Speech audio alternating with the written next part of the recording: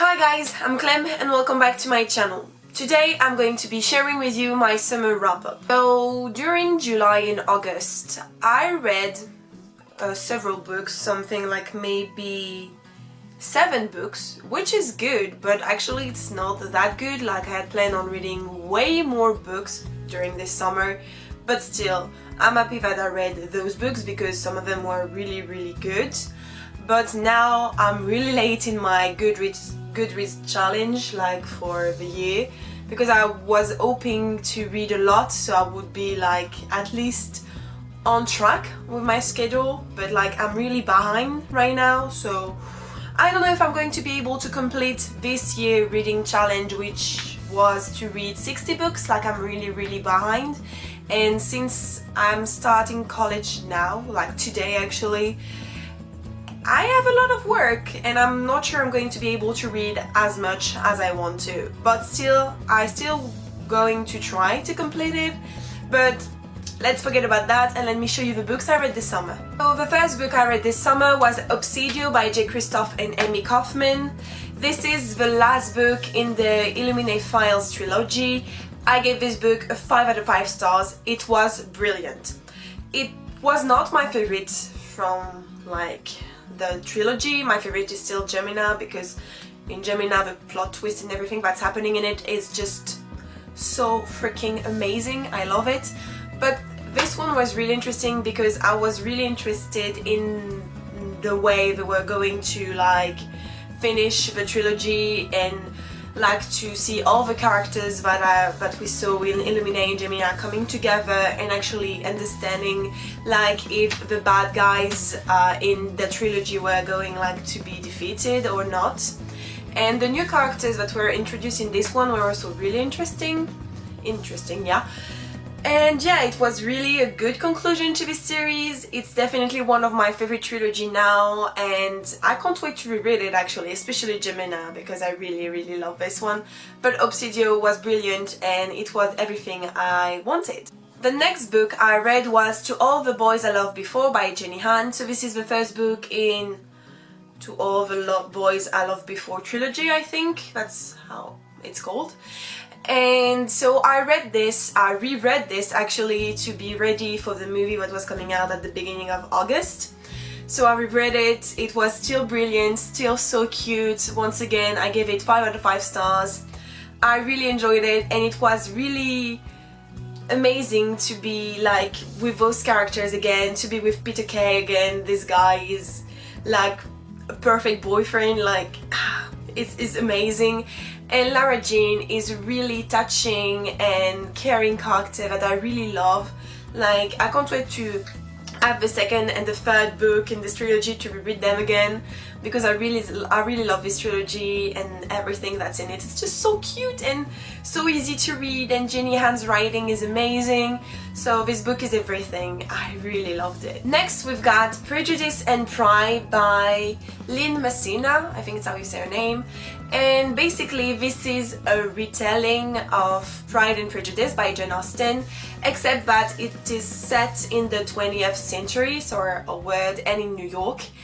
And also the character change sexes. For example, Darcy is a woman, and Lizzie, who is called Bingley in this one, is actually a dude. And so it was really interesting first to see the story of Jane Austen being set in New York, our days, with technology and everything, like, because like in Jane Austen there is all this stuff about marriage and making a good marriage, like for your family and stuff, which is something we don't have nowadays. So it was really interesting to see how the author was going to like actually write everything to fit a new world and the new atmosphere and everything. And it was really amazing because there are some scenes that I was really interested to see, and they were really well done. Like, it fit the 20th century. It was really good. And also like the fact that they switched sexes was really interesting, like to see how Darcy would act if she was a girl, like a woman, and Bingley, no, Bennett Bingley, yeah, no, Bennett was really an interesting character, being as a dude, and it was also really interesting to see because in this one, like, since Lizzie slash Bennett is a guy is not the one like you could expect in a romance to like go for the woman. Like it's Darcy, the woman who has to go for the dude, because it has to fit the story and it has to follow Pride and Prejudice. But it was really good, I really enjoyed it, it was really fun to read it, and I gave it a 4 out of 5 stars. Next, I read 3 books that I'm going to mention like one time, because like they're French books and like I can't really talk about it. But the first one I read was Jules, like Jules. Then we've got Stefan, and then we've got Contagion. So these are 3 books who are part of a series. Like those 2 are part of Quartet, and this one is like a book that came afterwards, like as a sort of conclusion to the series.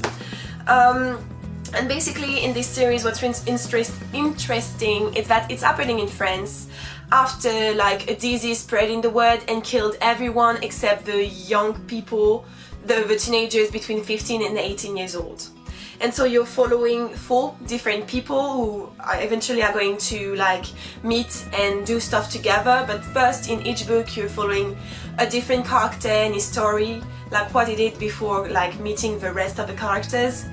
And they have something because they believe that they can find a cure to the disease or stuff like that. So that's why they come together. So I read the last 2 characters that I had to read, and then I read the conclusion. One of the 2 characters that I read was really good. The other one I didn't really like it because I don't like this character. But I was a bit disappointed by the conclusion because I was hoping to get a lot of answers that I didn't get. So I was a bit frustrated because it was not what I expected. Like I wanted so much more for this conclusion and it didn't give me all the answers I wanted. Like it was good for some parts, but the rest was really like not interesting, so I was a bit disappointing, just as I said.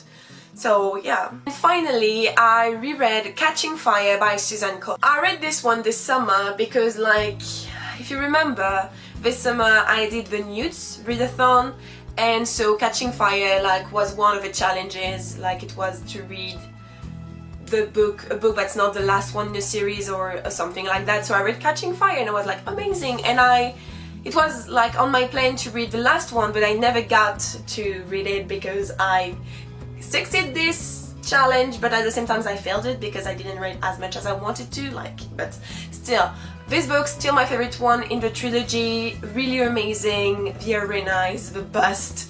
So yeah, still 5 out of 5 stars. I really love this. Hunger Games is my life, so of course I loved it. Okay guys, that's everything I read this summer. For this wrap up, I'm not going to include all the movies I watched because, for example, in July I watched 15 movies, so I'm not going to talk about all of them. But if you're interested, just ask me in the comment down below and I could like tell you that I watched. Like for example, I watched Mamma Mia, I watched 2 of the Boys I Loved Before, both were amazing. I also finally watched Coco, it was really good. I watched some classics, really amazing. I watched some shitty movies also, like I don't know, I just watched a lot of movies and I can't talk about all of this right now. But if you're interested, like in a video of me talking about all the movies I watched this summer, just tell me in the comment down below and I'm going to make it if you want it. But yeah, anyway, I hope you enjoyed this video. If you did, don't forget to subscribe to the channel to be notified when I post new videos. Tell me in the comments down below, so if you want a video about me talking about the movies I watched this summer, or if you want to tell me anything, like I love to talk with you. And yeah, I will see you next time. Bye guys!